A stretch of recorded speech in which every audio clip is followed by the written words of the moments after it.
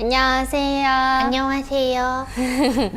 오늘은 저희 이제 책 리뷰인데 같이 읽은 공통책이 있어서 한번 같이 서로의 생각을 얘기를 해보려고 해요.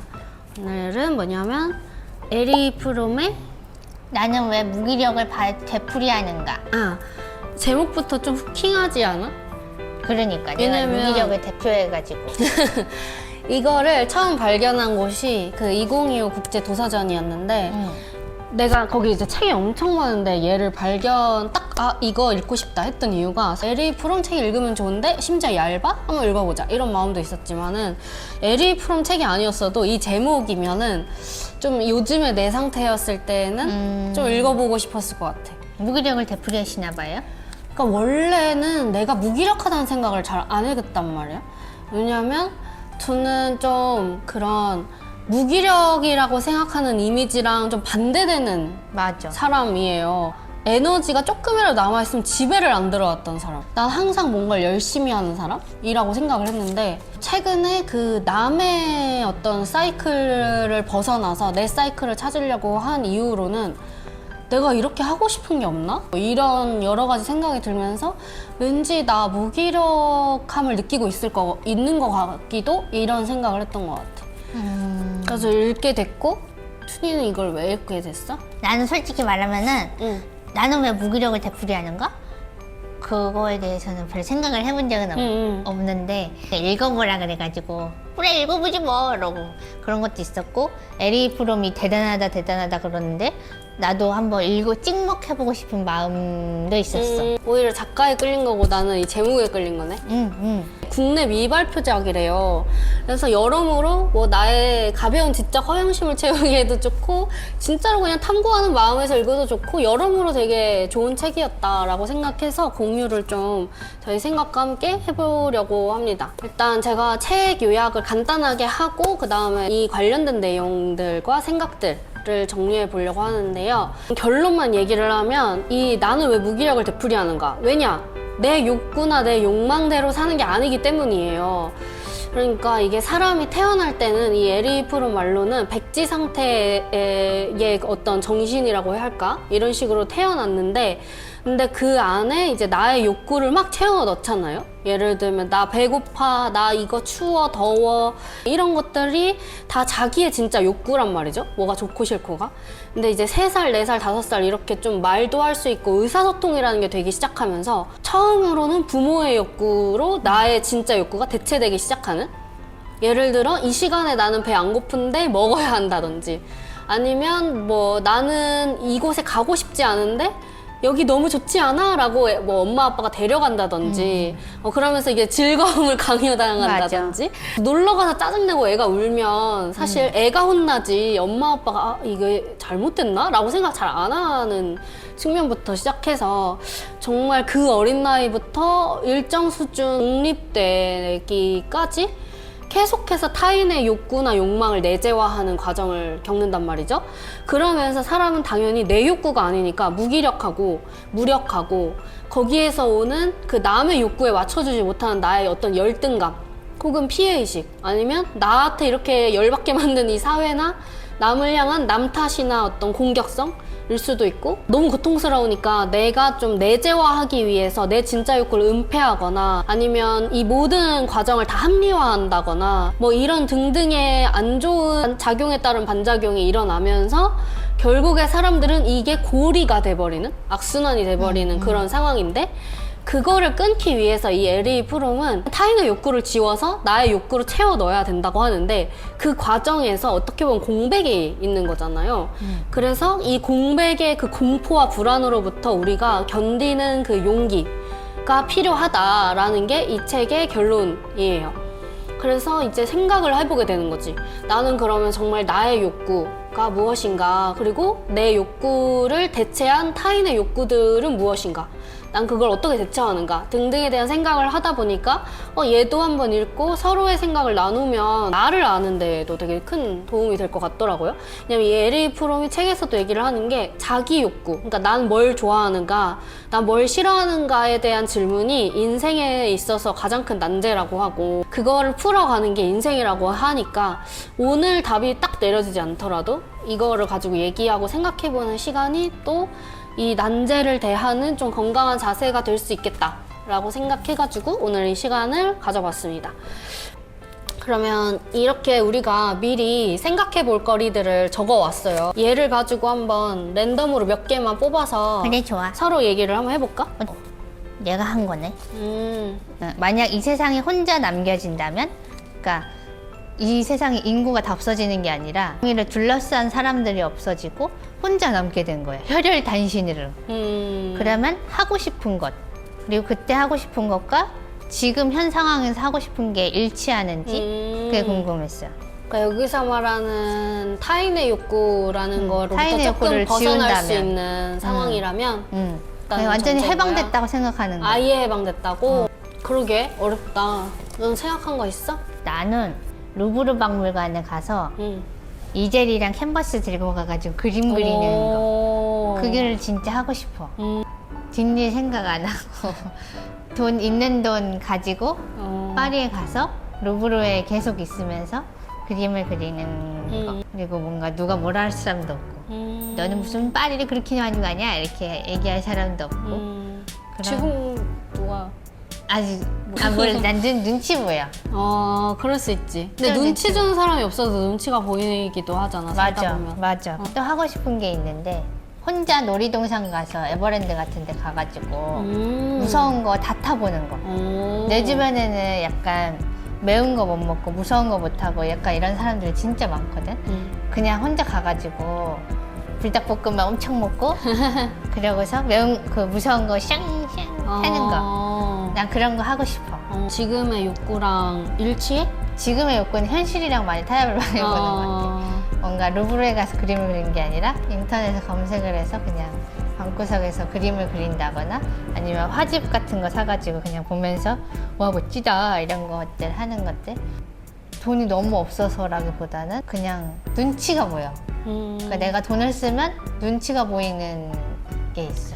왜 눈치가 보일까? 모르겠어. 나를 너무 탱자탱자 놀고 돈만 쓰는 애로 볼까봐 좀 무서워. 근데 진짜 그 지점이 아마 많은 사람들이 공감할 것 같은 게 소비가 생산적인 뭔가를 또 낳지 않으면 좀 내가 되게 대책 없고 책임감이 없는 사람처럼까지도 보이기는 하는 것 같아. 왜 그런지 모르겠어. 그리고 솔직히 우리 주변에 그거 가지고 지적할 사람은 없는데 그게 이미 진짜 깊숙이 내면화된 것 같은 느낌? 그리고 난 회사 다닐 때 부러움 반, 약간 놀림 반 해가지고 뭐 생일 때마다 파리에 가시네요 이런 식으로 하면은 내가 너무 돈을 팡팡 쓰나? 약간 철없는 애처럼. 눈치도 보이고. 근데 진짜 생각해보면은 그때마다 너무너무 죄지은 느낌? 나도. 다른 나라도 그런가는 잘 모르겠긴 하거든? 여행이나 이런 걸 되게 권장하는 나라 문화권들도 있는 거는 그치. 같아, 분명히. 근데 적어도 우리나라에서는 여행을 간다는 것이 그런 논쟁도 있잖아. 여행은 경험이냐, 사치냐, 이런 거에 대한 논쟁도 있고. 여행으로 대표되는 어떠한 그냥 이렇게 흘려보내는 소비들에 대해서 굉장히 철딱서니가 없다거나 아니면 맞아. 그로부터 내가 무언가를 얻어서 와야 될 것만 같은? 맞아. 낭비하는 것처럼. 세상을 보는 눈을 얻든 새로 아무튼간 뭐라도 얻어와야 될 것 같은 압박감이 있어. 맞아. 나도 사실은 파리에 가면 루브르만 있는 게 아니라 그냥 돌아다니고 싶어. 그냥 그 거리를 걷고 이것마저도 벌써 이거를 자기 욕구를 은폐하는 거지. 맞아. 에리 프로 말에 따르면. 맞아. 그냥 파리 거리를 와인 한 병 들고서 싹 돌아다니고 싶어. 이렇게. 그니까. 너무 행복할 것 같아. 그런 행복을 응원하는 사회가 필요하긴 해. 주인 돈과 시간과 그치, 뭐 그치. 어쩌고 저쩌고가 있어야 되는데 그게 또 특수한 소수한테만 있는 게 아니라 대다수가 있는 문화권에서는 그걸 되게 권장하는 것 같긴 해. 근데 이제 그게 부가 이렇게 좀 양극화가 돼 있거나 몰려 있으면 또 못 가는 사람은 못 가는 대로 뭐라고 하고 가는 사람은 또 가는 대로 약간 또 좀 약간 뭔가 모를 그런 분위기가 맞아. 있지. 이걸 들으니까 좀 생각을 하는 건데 열차 여행? 시베리아 횡단 이런 거? 열차? 나는 알다시피 난 막 이집트도 가고 막 이런 것처럼 내가 여행 스타일은 탐험의 느낌을 어릴 때부터 되게 좋아했잖아. 그런 여행에 대한 로망이 있는 만큼 잠깐 파리 일주일 갔다 오는 것보다 훨씬 더 시간을 많이 써야 되고, 왜냐면 시베리아 횡단 열차를 2, 3일 내에 갔다 올 순 없잖아. 그치. 찍먹도 그런 찍먹은 할 수가 없잖아. 그러니까 시간도 꽤 써야 되고 또 좀 안전상의 우려를 표하는 사람들도 많고, 가서 나는 어차피 집에서 죽으나 여행 가서 죽으나 사람은 언젠간 죽잖아? 내가 하고 싶은 거 하다 죽는 거를 머릿속에서는 좋다고 생각을 하는데 또 한편의 머릿속에서는 철없이 저런 데 갔다가 죽은 그런 낙인이 찍힐까봐? 그런 느낌도 있는 것 같아. 아 그래. 그러니까 막 심하게 의식하는 건 아니더라도 어느 한켠에는 그 마음이 있는 것 같아. 뭐 예를 들어 그랜드 캐니언에서 누가 셀카를 찍다 죽었다 이러면 우리 이 누리꾼들께서는 유가족의 슬픔에 대해서, 아픔이나 슬픔에 대해 공감하기보다 뭐 인스타충 뭐 약간 이런 식으로 조롱하는 거를 오히려 더 한다거나, 그러니까 그 사람을 더 깎아내리는 거에 더 많이 우리가 봐왔잖아. 나의 어떠한 고민이나 내가 거기까지 간 연유나 아니면 내 욕망이나 이런 거에 집중하기보다 아 이게 남들에게 있어서 어떻게 보일까라는 게 우리 모두 내면에 살짝씩 그 공포가 있지 않을까. 그리고 지금의 내 욕구나 이런 거를 따져보면은 지금의 욕구는 약간 TMI인데 이사를 준비하고 있거든요. 안정적으로 어느 한 곳에 정착하는 거를 좀 원하고 있는 거잖아. 물론 맞닿은 욕구긴 하지만 또 어떻게 보면 단적으로 보면 되게 반대되는 욕구기. 그러니까 자유롭게 맞아. 훌훌 떠나고 싶은 마음과 어느 안정적으로 나를 보듬어 줄 수 있는 주거 환경이 있었으면 좋겠다는 이 욕구가 있는데, 여행 이게 갔다 와서 돌아와줄 안정적인 집이 있으면 좋겠다. 그치. 근데 나는 솔직히 만약에 가능하다면, 그러니까 내 계속 자원이 공급만 된다면 계속 여행을 다니고 돌아올 곳이 없어도 불안하진 않을 것 같아. 그래서 확실히 타인의 욕구가 내면화되는 것도 있지만 우리 얘기를 하다 보니까 뿐만 아니라 그냥 생활의 기본권을 위해서 타인의 욕구에 맞춰야만 내 욕구를 실현할 수 있는 면도 없지 않아 있는 것 같긴 하다. 어쩔 수 없는 어쩔 수 현실인 것 없는. 같아. 그 이번엔 내가 뽑아볼까? 이거? 그런 거야? 저는 내 본연의 욕구 중 사회가 억제시킨 욕구가 있다면 한 가지를 소개하고 그것이 언제 억제당한 건지 공유해보자. 제 질문인데요. 내 본연의 욕구 중에 사회가 억제시킨 욕구가 당연히 많겠지만 난 딱 떠오르는 거는 식욕이지. 식욕? 사회가 억제했다고? 사회가 억제했다고?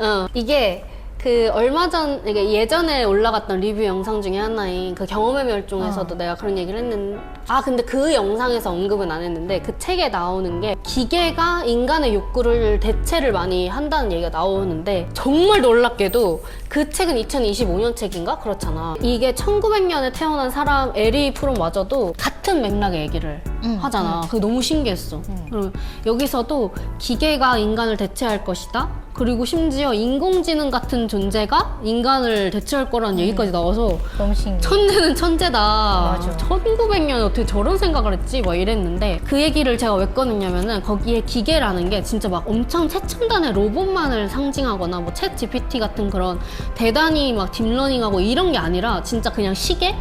손목시계마저도 우리가 진짜 배고플 때 혹은 진짜 잠에서 깰 때 내 어떤 생활이 거기에 맞춰서 움직이는 게 아니라 어떠한 판에 특정 숫자를 가리킬 때 어떤 바늘이 그때 사람들은 일제히 일어나서 밥을 먹고 일제히 뭔가 생활을 시작한다거나 뭔가를 한다, 끝낸다거나. 나는 아침 10시에 배가 고프고 뭐 오후 3시에 배가 고플 수 있는데 뭐 9시, 12시, 6시 이런 식으로 남들이 정해놓은 식사 시간을 따라야 한다거나, 어떻게 보면은 엄청난 막 자아실현이 아니라 이런 기본적인 생존에 필요한 아주 기저의 욕구마저도 사회의 영향을 되게 많이 받는 것 같아. 언제 억제당한 건지도 생각을 해보면 진짜 에리 프롬 말대로 3에서 5세 아니었을까? 그 전에는 아기는 밤에도 울잖아, 배고프다고. 엄마 아빠가 그 귀 틀어막고 자는 게 아니라 그 밤에도 일어나서 엄마가 모유수유를 하든 분유를 먹이든 뭔가를 하잖아. 근데 이제 말이 통하고 나서부터는 엄마 아빠가 밥 먹어라 이러면 식탁에 앉아서 맞아. 배가 안 고파도 먹는다든지. 그게 막 잘못됐다 이렇게까지 가치 판단을 잘 모르겠긴 해. 왜냐면 뭐 수많은 어떤 뭐 소아과 의사든 뭐 정신과든 교육학이든 뭐 이런 데서 적정 시간을 맞은 걸 수도 있고 아니면 진짜 어른의 시간에 애들을 맞춘 걸 수도 있지. 그치. 어른의 사이클에. 내가 내 욕구대로 살아본 게 굉장히 옛날이구나 라는 생각을 하니까 그러면 그 위에 쌓여진 욕구들은 더더욱 내 것이 아닐 수도 있겠다 이런 생각이 좀 드는? 나는 막 분노하고 싶은 감정을 억제당할 때가 있었어. 내가 회사 다닐 때, 전 회사 다닐 때 너무너무 화가 나는데 이건 좀 아닌 것 같아요. 이러면 네가 참아라든지 내가 여기서 화를 내봤자 라는 생각도 들고 내가 화를 나게 해서 화를 내면 진정해 이 얘기를 되게 많이 들으니까 너가 그렇게 화내고 부정적인 감정을 갖는 게 타당해 거를 그때 뭔가 좀 삭제당한 것 같은 느낌이 들어. 혼자서 막 이렇게 할 때는 많아도 이거는 잘못됐어 이렇게 얘기를 하기가 좀 두려워졌어. 왜냐면 또 그때처럼 거부당할까 봐. 그래서 난 나중에 그림책을 내면은 애기들이 화내고 싶을 때 건강하게 화낼 수 있는 그런 동화책도 만들고 싶다는 생각도 했어. 왜냐면 어린아이들한테 너무 착한 아이를 강요를 많이 하잖아. 맞아. 어쨌거나 일정 부분의 사회성은 필요하니까 우리의 의무교육들이 다 대체로 그렇잖아. 어떻게 하면 규범 안에서 잘 의사소통하며 살아갈 수 있는지를 다양한 영역에서 알려주고 훈련을 시키잖아. 그리고 그게 솔직히 일부 필요해. 근데 또 그 적정선이라는 게 세상에서 제일 어렵듯이 그게 편하니까 상대방이 나한테 예쁜 말로 자기의 의사표현을 하는 거를 좋아하지 자기가 화나게 해놓고도 상대방이 자기한테 화를 내면은 오히려 그 사람이 되게 야만적이라는 식으로 매도하기가 되게 쉽잖아. 맞아. 그냥 조금 더 투명한 측면이 있으면서도 예의를 지킬 수 있는 그 어느 선을 잡는 거에 우리가 더 교육을 치중했더라면 어땠을까? 자아를 지키기 위해 적극적으로 자유를 향해 투쟁한 경험이 있어. 그러면요? 그러면요? 뭔데요? 퇴사요. 그치. 퇴사를 하고 얼마나 기분이 좋았는지 몰라. 저벅저벅 완전 성큼성큼 집으로 돌아갈 때 그때 엄청 기분이 좋았지. 나도 퇴사네. 퇴사요? 여러분들 퇴사하세요. 퇴사하세요. 회사는 돈 버는 곳이 네 자아 실현하는 것이 아니야 라고 얘기하는 사람도 있고 나도 그 말이 어떤 맥락인지 알아. 아는데 그럼에도 진짜 자아가 그 회사랑 너무 안 맞으면은 퇴사하는 게 맞아. 퇴사하기 전에 회사들이 엄청난 고연봉은 아니었지만 그래도 또래에 비해서는 맞아. 나쁘지 않게 나쁘진 받았었어요. 돈 쓸 때 엄청 제약을 누리지 않는 얘 봐봐요 생일 때마다 파리 가고 이랬다니까요. 그랬었는데 지금은 퇴사를 하고 각자 약간 프리랜서 엔잡러처럼 살아요. 근데 이제 몇몇 잡들은 좀 너무 창작에 대한 거라 이렇게 뭐 내가 3시간을 노동하면 3시간 시급을 받는 게 아니라 진짜 뭐 300시간이 모여서 한 방에 팍 약간 이런 느낌이기도 하고 그리고 뭐 어떤 거는 또 일부 시급처럼 받는 그런 돈들도 있고 막 이렇다 보니까 생활이 확실히 불안정해진 건 맞아. 그리고 사는 게 녹록지 않아진 것도 맞아요. 근데 그럼에도 다시 회사로 갈 거냐? 절대 아니라고 생각을 하는 게 저희 집안이 좀 대체로 예술가 집안이긴 해. 그치? 그러니까 저희가 친인척을 비롯하여서 그 혈연 관계인 사람들이 웬만큼 다들 공부머리보다는 좀 예술머리들이 맞아. 있는 미술머리도 많고 미술을 하는 사람도 많고 뭐 음악 쪽에 재능이 있는 사람들도 있고 체육도 잘하는 사람들도 맞아. 많고 그냥 하키 그런 것도 계속 하고 이러니까 좀 그렇게 막 사진 찍는 사진 작가도 있고 굉장히 창의적이고 예술적인 데에 있어서 빛을 발하는 유전자들 같은데 그거를 접목한 사무직을 한 거지. 아예 다른 건 아니었지만 그럼에도 그게 일정 부분 타협을 볼 수 있어서 우리가 몇 년 동안 그래도 그 일을 꾸준히 하긴 했지만 결국에는 채워지지 않는 갈증이 사람을 더 빨리 소진시키고 쏟아내야 되는 것에 비해서 너무너무 공급이 없다. 그래서 인풋을 많이 할 수 있는 게 우리의 돈을 좀 포기하고서라도 당장은 필요하겠다라는 게 있었어요. 물론 막 그 안에 인간적인 어떤 괴로움이나 힘듦이나 시련도 있었지만 그건 그냥 트리거 같은 거였지. 그게 결정적이었다기보다 하고 싶은 일을 하면서 하기 싫은 일을 하는 거는 할 수 있는데 하기 싫은 일을 하면서 하고 싶은 일을 어떻게든 해봐야지 하면 하고 싶은 일을 할 에너지가 없더라고. 맞아. 시간도 다 없고. 지쳐. 너무 지쳐서. 그래서 만약에 여러분들 중에 퇴사를 고민하시는 분이 있다면은 그게 자아를 지키는 일이기 때문이라면은 추천이고, 그게 아니라면은 뭐 각자 나름대로 여러 고민을 하면서 결정을 잘 해보시면 좋을 것 같습니다. 에리 프롬의 나는 왜 무기력을 되풀이하는가를 읽고 나서 한 줄 요약과 함께 우리의 생각을 같이 나눠봤는데, 단어들이 좀 어려워도 또 후루룩 읽으면 읽어지는? 왜냐하면 내용의 골자가 되게 명확해서, 그리고 저희의 오늘 대화를 통해서도 아마 이 책의 주요 내용과 거기에서 생각할 점들은 좀 많이 찾으실 수 있을 것 같아요. 그래서 저는 저희 영상 보고 이 책 한번 읽어보시는 거 추천드릴 것 같습니다. 읽어보세요. 뭐 저는 어려운 사상이나 단어 있으면 네이버에 쳐보고 그랬거든요. 그런 것도 해보면은 더 이해가 풍부해지니까 그냥 검색해보면서 책 읽는 것도 되게 재밌는 경험이더라. 그래서 오늘 재미있는 책 한번 읽고 공유해봤고요. 다음 시간에 또 다른 문화 리뷰로 오겠습니다. 감사합니다. 감사합니다. 안녕.